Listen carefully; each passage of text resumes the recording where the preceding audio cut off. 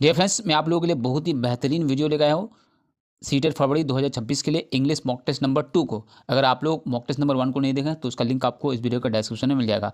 और ये जो इंग्लिश मॉक टेस्ट है, ये पेपर 1 एंड पेपर 2 के लिए बहुत ही ज़्यादा इंपॉर्टेंट है और एडवांस लेवल का है। जो पहला वाला जो बनाया गया वो नॉर्मल लेवल का है, ठीक है। पहला वाला जो मॉक टेस्ट है तो ये है एडवांस लेवल, इस तरह का क्वेश्चन जो है पूछा जाता है। और जो मॉक टेस्ट नंबर 1 है ये कॉमन क्वेश्चन है, लेकिन यहाँ पर जो मॉक टेस्ट नंबर 2 में है हम डिस्कस करने वाले हैं तो बहुत ही ज़्यादा इंपॉर्टेंट एंड लॉन्ग टाइप जो क्वेश्चन है, बहुत ही पैराग्राफ वाला टाइप जो क्वेश्चन है उनको हम यहाँ पर डिस्कस करेंगे। तो आप लोग स्क्रीन में पहला क्वेश्चन देख पा रहे हैं कितना बड़ा है।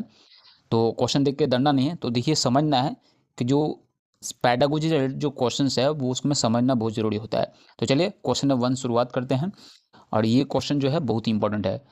तो सबसे पहले देखिए question number 1, a teacher believe that language learning occurs best when learners are expose to rich meaningful inputs slightly above their current level.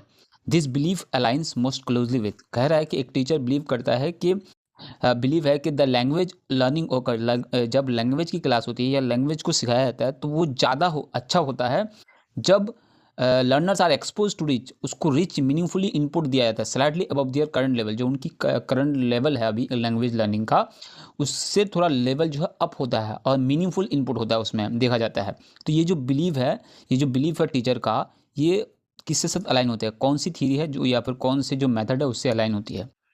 तो इसका आंसर हो जाएगा ऑप्शन है बी, इनपुट हाइपोथेसिस, मतलब उनमें इनपुट हुआ पहले से।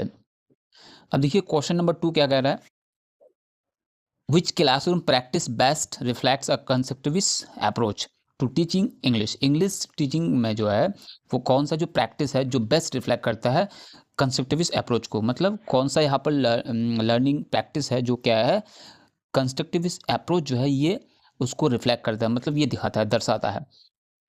तो क्या होगा, teacher explain rules student memorize, तो मेमोराइज जो है नेगेटिव वर्ड है। बी नंबर देखिए, student infer grammar rules from contextual text, मैंने आप लोगों को बताया था अगली वाली वीडियो में कि कॉन्टेक्चुअलाइज टेक्स्ट जो है ये पॉजिटिव वर्ड है। C number repetition drills of sentence patterns, सिर्फ रेपिटेशन करने से नहीं होगा। D number translation of passage into mother tongue, तो हर चीज़ को हम मदर टंग में ट्रांसलेट करने में दुश्वारी होगी, प्रॉब्लम होगी। तो इसका आंसर हो जाएगा ऑप्शन नंबर बी, क्योंकि मैंने यहाँ पर बताया कॉन्टेक्चुअलाइज टेक्स्ट जो है ये जो है पॉजिटिव वर्ड है। तो इसका आंसर क्या होगा, student infer grammar rules from, मतलब ग्रामर रूल्स को जो है कॉन्टेक्स्ट के हिसाब से वो समझते हैं, ठीक है। तो ये होगा। उसका देखिए क्वेश्चन नंबर 3 क्या कह रहा है, inserted English pedagogy language is viewed primarily as, मतलब लैंग्वेज जो है देखा जाता है प्रिमरली, मतलब स्टूडेंट्स के इंग्लिश पैडागोजी के रिलेटेड उसके पर्सपेक्टिव से देखा जाता है। A fix set of grammatical rules, से ग्रामेटिकल रूल्स के हिसाब से देखा जाता है। A tool for social interaction and meaningful making, ये तो सही दिख रहा है, मीनिंगफुल मेकिंग या मीनिंगफुल लर्निंग ये जो है पॉजिटिव वर्ड है। C number, a subject limited to textbook, खाली टेक्स्ट बुक से जो है सब्जेक्ट लिमिटेड रहेंगे। डी नंबर है a collection of vocabulary items, तो क्या होगा इसका आंसर, इसका आंसर भी ऑप्शन नंबर बी होगा, ठीक है, क्योंकि social interaction and meaningful making इस हिसाब से देखा जाता है। सोशल इंटरेक्शन के लिए हम लोग लैंग्वेज को यूज़ करते हैं, language is a medium through which people exchange their feelings each other. उसके बाद देखिए क्वेश्चन नंबर 4 देखिए, अ लर्नर राइट्स, लर्नर्स लिखते हैं she did not went to school, तो यहाँ पर दिस एरर इंडिकेट्स, यहाँ पर जो एरर है इंडिकेट करता है interlingual transfer, fossilization, over generalisation of rules, D number है केयरलेस मिस्टेक। तो यहाँ पर क्या गलती है जो दिखा रहा है कि इस तरह की उसमें एरर है।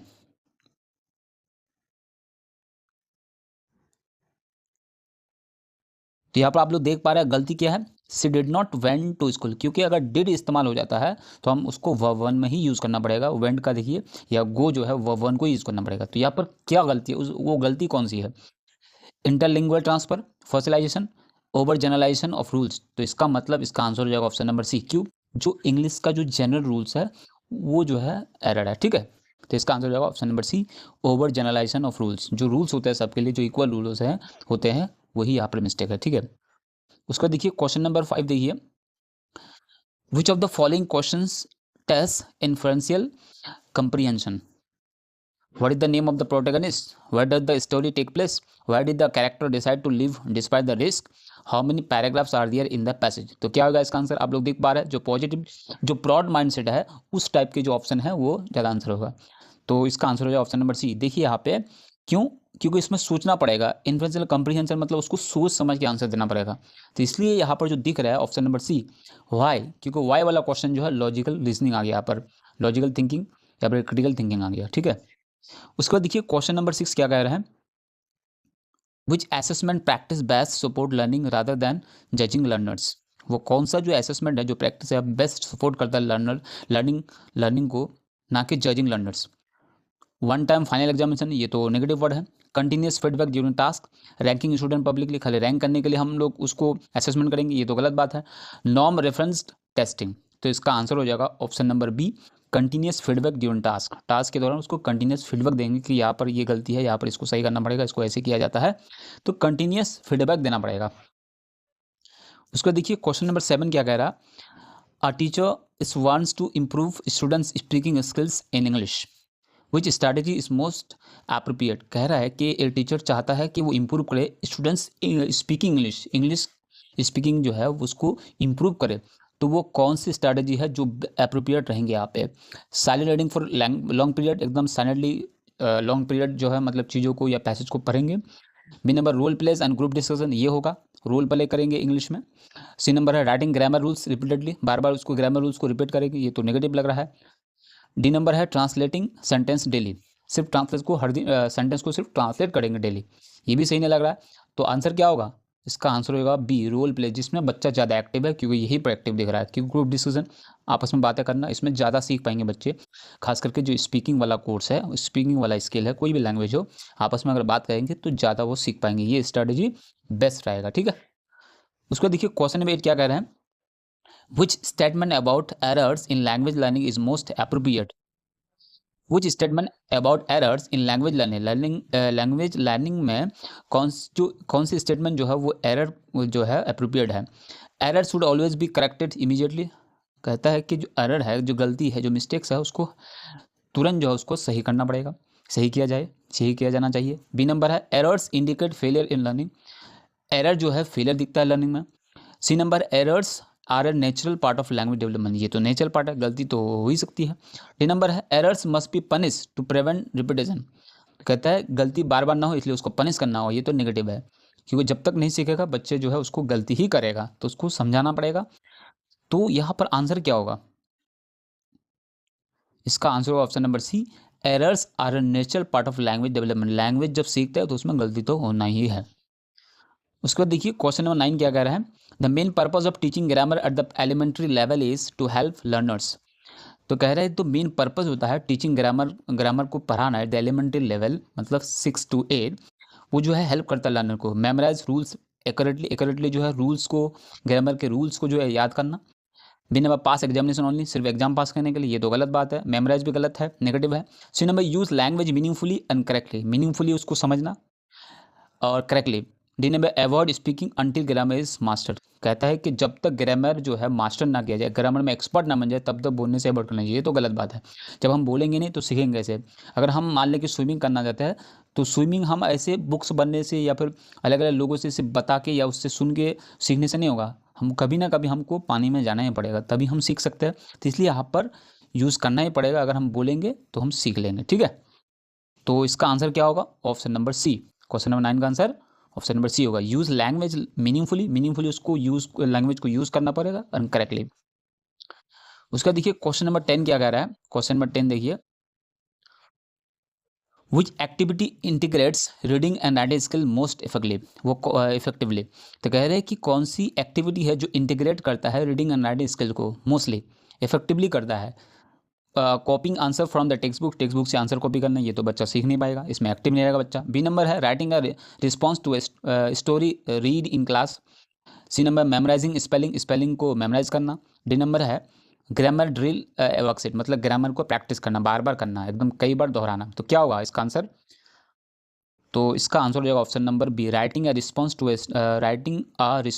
To a story read in class. उसको रिस्पॉन्स में कुछ लिखना जो स्टोरी वो क्लास में पढ़ा है। ठीक है, तो इसका आंसर बी नंबर होगा। उसका देखिए क्वेश्चन नंबर 11 क्या कह रहा है, क्वेश्चन नंबर 11 देखिए, a bilingual child uses both home language and English while speaking in English. कहता है एक जो है बच्चा है जो बाइलिंगुअल है, मतलब 2 लैंग्वेज आते हैं उनको, home language and English, while speaking in class, जब क्लास में वो बोलते हैं this behaviour should be viewed as, ये जो बिहेवियर है वो देखा जाता है, बच्चे जो ऐसा करते हैं, दोनों लैंग्वेज की यूज़ करते हैं, तो उसको ये कौन सी बिहेवियर है यहाँ पे, कन्फ्यूजन करता है, linguistic deficient, a natural bilingual strategy, D number है डिसिप्लिन प्रॉब्लम, क्या होगा?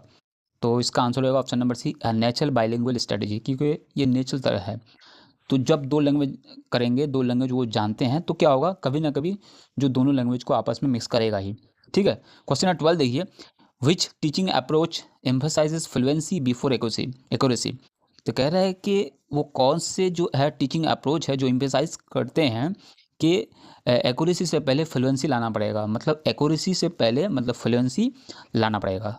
Grammar translation method, audio lingual method, communicative language teaching, structural approach, क्या होगा? तो इसका आंसर है option number C, communicative language teaching, क्योंकि यहाँ पर फ्लुएंसी तभी आती है जब आपस में कम्युनिकेट करेंगे, आपस में बात करेंगे, डिस्कस करेंगे, तो डिस्कस से फ्लुएंसी आएगा। अगर मान लेते हैं इंग्लिश में फ्लुएंसी लाना चाहते हैं स्पीकिंग में, तो हमें तो बोलना ही पड़ेगा, कम्युनिकेट करना ही पड़ेगा पेयरमेट से, या अपने दोस्तों से, या फिर क्लासमेट से। तो इसका आंसर होगा ऑप्शन नंबर सी। उसके बाद देखते हैं क्वेश्चन नंबर 13 क्या कह रहा है।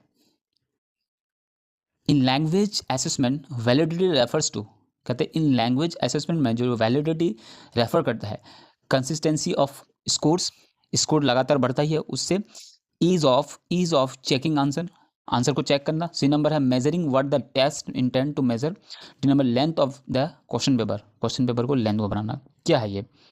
तो इसका आंसर हो जाएगा option number C, measuring what the test intend to major.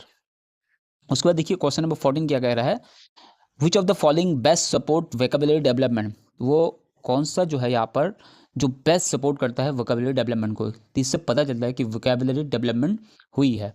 Isolated word list, rote memorization of meanings, ये तो नेगेटिव है, exposure to words in valid context, D number है डिक्शनरी कॉपिंग, डिक्शनरी कॉपी तो करना, तो ये है नेगेटिव वर्ड है कॉपी करना। तो इसका आंसर हो जाएगा ऑप्शन नंबर क्या होगा, C, exposure to words in varied context, अलग अलग कॉन्टेक्स्ट जो उसको एक्सपोज करना। ठीक है, उसके बाद आ जाते हैं क्वेश्चन नंबर 15 क्या कह रहा है, देखिए 15, a teacher asks student to predict the ending of the story before reading it fully. तो कह रहा है कि एक टीचर या दिस स्ट्रेटजी मेनली डेवलप्स, यहाँ पर देखिए क्वेश्चन बहुत ही इंपॉर्टेंट है, स्टेटमेंट वाला क्वेश्चन है। कह रहा है एक टीचर एक स्टूडेंट को जो है प्रेडिक्ट, स्टूडेंट सबको क्लास के स्टूडेंट्स को बोलता है कि प्रेडिक्ट करो, ये मतलब पहले ही बता दो कि ये जो स्टोरी हम पढ़ रहे हैं, या मतलब थोड़ा पढ़े अभी, मतलब कुछ लाइन पढ़े या फिर 25% स्टोरी का पढ़े हैं, तो उससे प्रेडिक्ट करना बोलता है कि पूरा पढ़े पहले जो है, पढ़ने से पहले ही, एंड तक पढ़ने से पहले ही उसको प्रेडिक्ट करने बोलता है कि इसका जो है एंड क्या होगा, इस स्टोरी का एंडिंग क्या होगा, मतलब जहाँ तक पढ़े उसके बेस पर इस स्टोरी का एंड क्या होगा। तो दिस स्ट्रैटेजी मेनली डेवलप, इससे डेवलप होती है, स्ट्रैटेजी से क्या डेवलप होती है, decoding skills, inferential and anticipatory reading skills, grammar accuracy, handwriting skill, handwriting लिखने की बातें नहीं यहाँ पे, क्योंकि प्रिडिक्ट करने बोलता है, क्या होगा, डिकोडिंग स्किल्स ये होगा, ये स्किल डेवलप होगा, influential and anticipatory reading skills ये होगा, ग्रामर एक्यूरेसी यहाँ पर ग्रामर की बात नहीं है, तो क्या होगा, ऑप्शन ए और बी में होगा। आप लोग बताइए क्या होगा आंसर, सोचिए, उसके बाद मैं बताऊंगा। तो इसका आंसर क्या होगा, इसका आंसर होगा option number B, influential and anticipatory reading skills, ये सब बढ़ेगा। क्वेश्चन अब देखिए, ये जो क्वेश्चन नंबर है 16, ये पेपर 2 के लिए बहुत ही इंपॉर्टेंट है, ये दोनों ही पेपर के लिए है, लेकिन पेपर 2 के लिए मेनली है, फोकस्ड है, अपर प्राइमरी 6 to 8 के लिए paper 2। Adolescent often hesitate to speak English in class mainly because of, तो कहता है जो एडोलेसेंस होते हैं, बच्चे होते हैं उस एज में होते हैं, वो हेजिटेट करते हैं, हिचकिचाते हैं speak English in class mainly because of, उसकी वजह क्या है, लैक ऑफ इंटेलिजेंस, इंटेलिजेंस की कमी से, क्योंकि जिसके अंदर इंटेलिजेंस कम है वो भी अच्छे से बोल पाते हैं अगर वो इस पे हेजिटेट, उसमें फ्लुएंसी है, fear of making mistake and peer judgement, ये तो हो सकता है, inability to understand grammar, D number poor handwriting, तो यहाँ पर बोलने में हैंड राइटिंग की कोई बात ही नहीं है, तो इसका आंसर क्या होगा, तो इसका आंसर है ऑप्शन नंबर बी, क्योंकि वो गलती होने से डरता है, और जब गलती होंगे तो उनकी जो पीयर जजमेंट है, मतलब क्लासमेट्स है, तो वो क्या है, जज करेंगे उनको, ठीक है, इसलिए ये रीजन हो सकता है। उसके बाद देखिए क्वेश्चन नंबर 17 क्या कह रहा है, which activity best promote critical thinking in English classroom, कहता है वो कौन सी एक्टिविटी जो है जो बहुत ही ज़्यादा प्रोमोट करता है critical thinking in English classroom में, repeating model answers, discussing multiple interpretation of a text, तो यहाँ पर देखिए मेमोराइजिंग क्वेश्चन आंसर, ये तो इसमें क्रिटिकल थिंकिंग क्या होगा, प्रोमोट नहीं करेंगे, डी नंबर है डिक्टेशन प्रैक्टिस, तो ये भी नहीं होगा। तो इसका आंसर हो जाएगा option number B, discussing multiple interpretation of a text. मतलब कोई एक टेक्स्ट दिया है, उसका बच्चा जो है अलग अलग इंटरप्रेट कर रहा है, कि लोग अलग अलग तरह के बच्चे अलग अलग तरह से उसको इंटरप्रेट कर रहे थे। इससे क्या होगा, क्रिटिकल थिंकिंग क्या होगा, प्रोमोट होगा। क्वेश्चन नंबर देखिए 18, देखिए which type of question assessing higher order thinking. तो यहाँ पर जो क्वेश्चन दिए गए चार ऑप्शन दिए गए क्वेश्चन के हिसाब से, तो इसमें कह रहा है कि इसमें हायर ऑर्डर थिंकिंग मतलब चाहिए। डिफाइन द वर्ड ऑनेस्टी को डिफाइन करने में। List the character of the story के जो कैरेक्टर उसको लिस्ट बनाना कि क्या क्या स्टोरी में कैरेक्टर है। Analyse the author's view point, इसको लिखने के पीछे ऑथर्स का क्या व्यू है। D number identify part of speech, ये तो आसान लग रहा है, तो बताइए किस में होगा। ऑनेस्टी को डिफाइन, ये तो उतना जो है इसमें हाई ऑर्डर थिंकिंग नहीं चाहिए, किस में चाहिए। सी नंबर देखिए, आप लोग कह सकते हैं कि analyse the author's view point. Analyse word मतलब इसमें सोचना पड़ेगा, हाई ऑर्डर थिंकिंग की जरूरत पड़ेगी, तो इसलिए क्या होगा 18 का आंसर होगा option number C, analyse the author's viewpoint. क्योंकि एक जो मान ले कि स्टोरी है, तो स्टोरी लिखने से पहले हम ये सवाल कर सकते हैं कि इसके पीछे लिखने का क्या रीज़न हो सकता है, क्या पॉइंट ऑफ व्यू है, क्या बैकग्राउंड है जो ऑथर ने इस स्टोरी को लिखा है। तो इसमें क्या होगा, हाई ऑर्डर थिंकिंग चाहिए।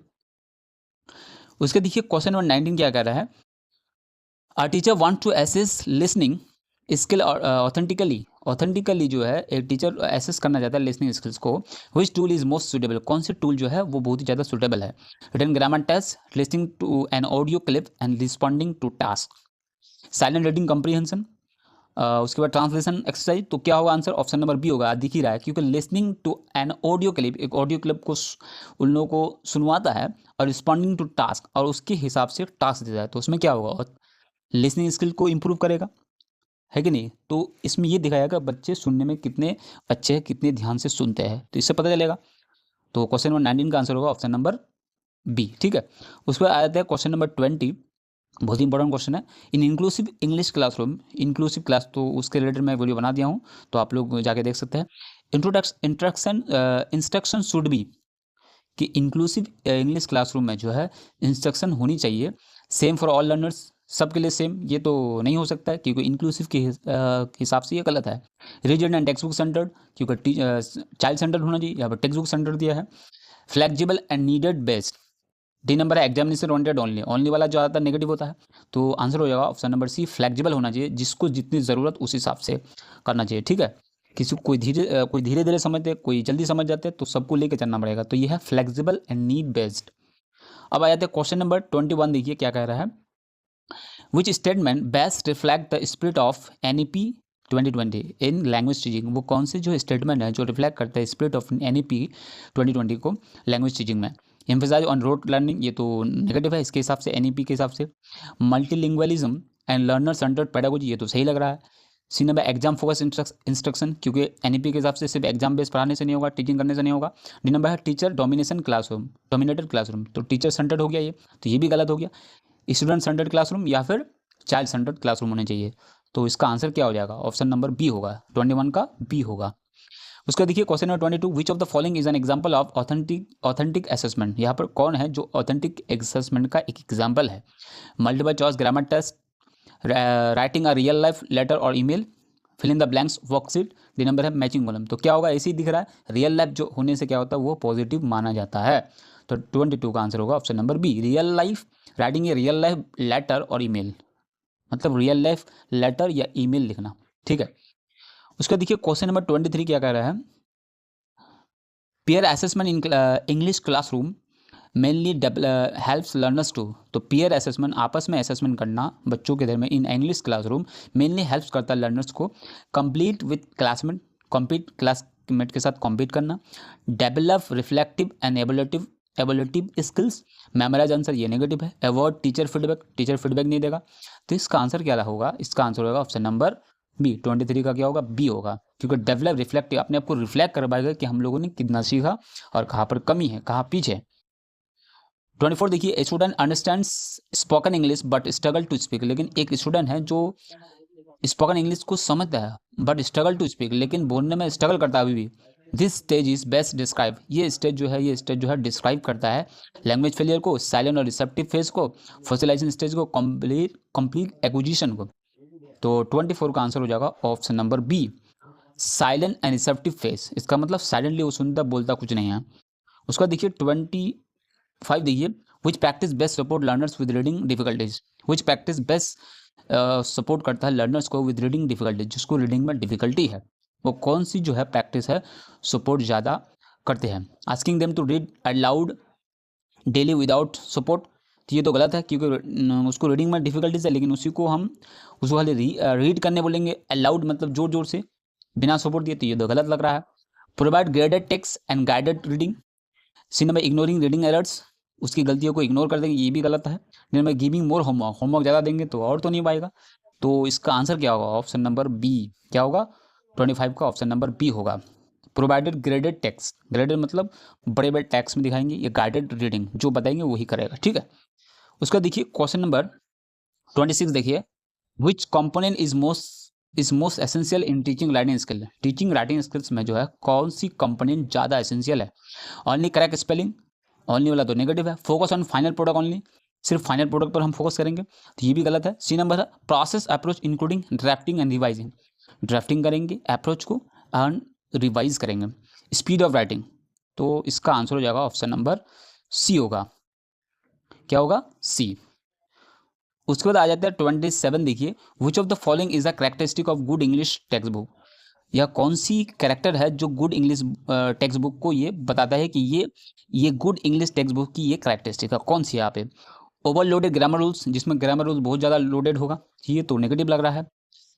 Context rich text and activity, इसमें कॉन्टेक्स्ट के हिसाब से टेक्स्ट होगा, मतलब कोई कहानी के थ्रू, कोई पिक्चर के थ्रू, कोई एक्टिविटी के थ्रू यहाँ पर क्या होगा, टेक्स्ट होगा।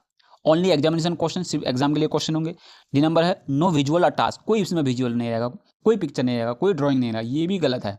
तो इसका आंसर होगा ऑप्शन नंबर बी, 27 का बी होगा। मैंने अभी बताया आप लोगों को ये जो कॉन्टेक्स्ट है, ये कॉन्टेक्स्ट जो है, कॉन्टेक्स्ट रियल लाइफ, इस तरह का जो है ये पॉजिटिव वर्ड है।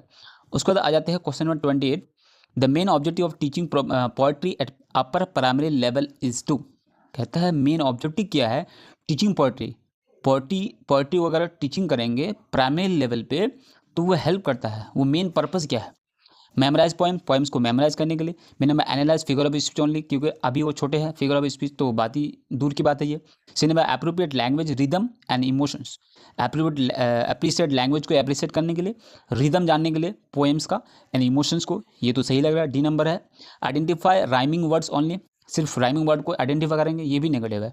तो इसका आंसर हो जाएगा ऑप्शन नंबर सी, 28 का क्या होगा, ऑप्शन नंबर सी होगा, क्योंकि इमोशन जुड़ा चीज़ें जो है वो ज़्यादा सीख पाएंगे, ठीक है। क्वेश्चन नंबर 29 देखिए, which factor most influences second language acquisition in school, कौन से फैक्टर जो है ज़्यादा इन्फ्लुएंस करते हैं second language acquisition in classroom school में। लेंथ ऑफ टेक्स्ट बुक्स के लेंथ को बढ़ा देंगे। मीनिंगफुल एक्सपोजर एंड इंट्रैक्शन, ये सही लग रहा है, meaningful exposure and interaction, real life example, ये पॉजिटिव वर्ड है।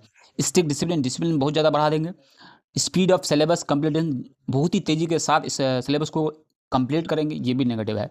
तो इसका आंसर हो जाएगा 29 का बी नंबर होगा, मीनिंगफुल एक्सपोजर देंगे एंड इंट्रैक्शन, तभी वो सीख पाएगा सेकंड लैंग्वेज को। 30 देखिए, last question but very important, reflective English teacher primarily focuses on, reflective English teacher जो है प्राइमरली फोकस करते हैं कंप्लीटिंग सिलेबस क्विकली। जो एक रिफ्लेक्टिव इंग्लिश टीचर है, मतलब जो ऐसा इंग्लिश टीचर जो खुद को रिफ्लेक्ट करता है, खुद को देखता है कि कहाँ अपनी इम्प्रूवमेंट करनी है, कहाँ नहीं करनी है, किसको बेटर करना है, तो उसको रिफ्लेक्टिव इंग्लिश टीचर बोलेंगे। जो प्राइमरली फोकस करेगा किस पे, कंप्लीटिंग सिलेबस क्विकली, जल्दी जल्दी सिलेबस को ख़त्म करेंगे। स्टूडेंट्स मार्क्स ओनली, सिर्फ स्टूडेंट के मार्क्स पर बात करेंगे। सी नंबर है analysing and improving teaching practice को इंप्रूव करेंगे, कहाँ पर गलती है मैंने अभी बताया। D number following the text book rigidly, लगातार एकदम कुछ भी ध्यान नहीं देंगे, बच्चों को भी ध्यान नहीं देंगे, कुछ भी नहीं करेंगे, सिर्फ टेक्स्ट बुक को फोकस करेंगे, ये भी गलत बात है। तो इसका आंसर हो जाएगा option number C, analysing and improving teaching practice. अगर बच्चे समझने में दिक्कत है, कोई टीचर पढ़ा है, तो टीचर को थोड़ा देखना चाहिए कि ना कि बच्चों को बदल दे, बच्चे की कमी निकाले, मतलब उसको इम्प्रूव करना पड़ेगा कि उसकी टीचिंग प्रैक्टिस जो है, टीचिंग मेथड जो है, उनमें शायद कहीं मिस्टेक है, तो इसको सुधारना होगा। तो यहाँ पर मैंने 30 MCQs बताया इंग्लिश पेडागोजी पेपर 1 और 2 दोनों के लिए। तो ये जो क्वेश्चन बताया मैंने, तो बहुत ही इंपॉर्टेंट है। तो आप लोग बताइए कि 30 में से यहाँ पे आप लोगों ने कितना स्कोर किया, कमेंट में जरूर बताइएगा। मिलते हैं बहुत जल्द नेक्स्ट वीडियो में।